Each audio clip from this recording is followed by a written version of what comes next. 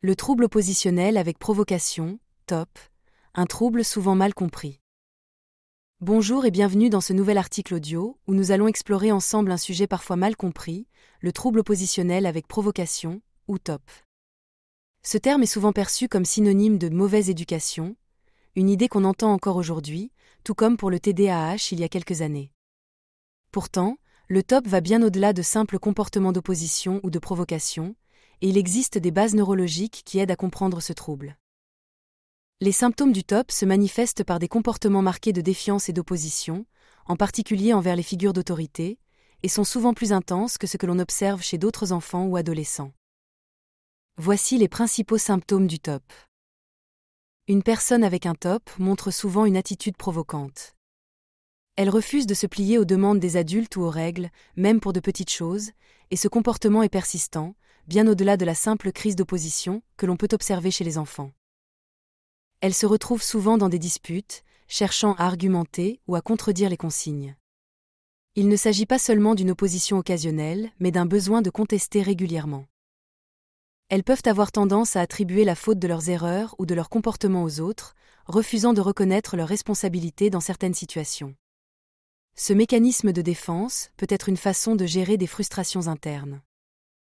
Une irritabilité constante et des colères fréquentes, souvent disproportionnées, sont typiques de ce trouble. Cette réactivité émotionnelle peut entraîner des colères violentes ou des épisodes de frustration intense pour des motifs qui paraissent mineurs. Elles peuvent avoir tendance à nourrir du ressentiment et à rechercher des occasions de revanche, conservant de l'amertume même longtemps après un événement. Cela se traduit par une attitude méfiante ou revancharde. Le TOP inclut une difficulté particulière à respecter les consignes, surtout lorsque celles-ci sont imposées par des figures d'autorité. Cette opposition peut être perçue comme de la rébellion, mais elle est souvent une réponse intense à un besoin de contrôle sur sa propre vie. Des comportements vindicatifs. Ce symptôme, bien que moins fréquent, se manifeste par une tendance à chercher à embêter ou à déranger délibérément les autres, parfois dans une logique de revanche. Cela se traduit par des actions visant à provoquer, parfois sans raison apparente. Ces symptômes peuvent sérieusement affecter la vie quotidienne, les relations familiales, scolaires ou professionnelles, et conduisent souvent à une incompréhension ou à une stigmatisation, car ces comportements sont souvent perçus comme de l'impolitesse ou de la défiance volontaire. Démystifier le TOP, le rôle du cerveau. Commençons par casser un mythe. Le TOP n'est pas une question de mauvaise éducation ou de simple défiance. En réalité, des études neurologiques ont révélé que des particularités dans le fonctionnement du cerveau jouent un rôle central. Les recherches montrent que certaines régions du cerveau, notamment l'amygdale et le cortex préfrontal, sont impliquées. Ces régions, qui gèrent nos émotions et notre capacité à contrôler nos impulsions, fonctionnent différemment chez les personnes avec un TOP. C'est donc une véritable question de neurodéveloppement.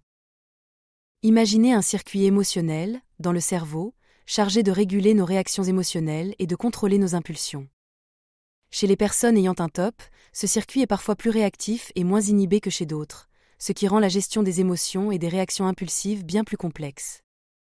Cela signifie que ce n'est pas une question de choix ou de volonté, leur cerveau réagit simplement de manière plus vive aux frustrations et aux injustices, ce qui peut engendrer des comportements d'opposition ou de provocation. Comprendre que le TOP repose sur des bases neurologiques change tout. Au lieu de voir un comportement intentionnellement provoquant, on comprend qu'il s'agit d'une manière de répondre à une intense réactivité émotionnelle. Cela ne signifie pas qu'il n'existe pas de solution, mais cela nous pousse à adapter notre regard, notre compréhension et nos stratégies d'accompagnement. Pour les parents, les éducateurs et les proches, comprendre le TOP comme un trouble du développement neuropsychologique permet d'aborder les comportements autrement. Si une personne avec un TOP semble réagir de manière disproportionnée, ce n'est pas une question de défiance, mais une incapacité à gérer la frustration selon les normes attendues. Avec des stratégies adaptées, basées sur la patience, la compréhension et le soutien émotionnel, on peut atténuer ces comportements. Ces recherches neurologiques ouvrent la voie à de nouvelles méthodes de prise en charge qui respectent la réalité neurodéveloppementale des personnes ayant un TOP. Le simple fait de savoir que le TOP peut être visualisé et compris à travers le prisme de la neurologie peut transformer notre approche de l'éducation, de la relation parent-enfant et même de la société en général. Plutôt que de juger, il devient possible d'accompagner avec bienveillance. En conclusion, Le TOP est un trouble complexe qui repose sur des bases neurologiques et non sur des problèmes d'éducation ou de discipline. Les avancées de la recherche permettent de mieux comprendre ce trouble, de dépasser les idées reçues, et surtout, de créer un environnement adapté où les personnes concernées pourront s'épanouir malgré les difficultés. Dans son livre « Je réagis, donc je suis ». Manuel de survie pour les rebelles involontaires et leur entourage, Noël explore en détail les spécificités de ce trouble et ses interactions complexes avec d'autres traits neurodivergents, comme l'autisme, le TDAH et même le haut potentiel intellectuel, qui, bien qu'il ne s'agisse pas d'un trouble, peut avoir un impact significatif sur le comportement et les réactions émotionnelles. Ces comorbidités rendent parfois difficiles les diagnostics. Noël décrit comment le TOP, souvent perçu comme une simple mauvaise éducation ou une rébellion délibérée, se distingue par des réactions profondes et incontrôlées aux frustrations. Elle met en lumière les différences essentielles entre le TOP et d'autres troubles neurodéveloppementaux.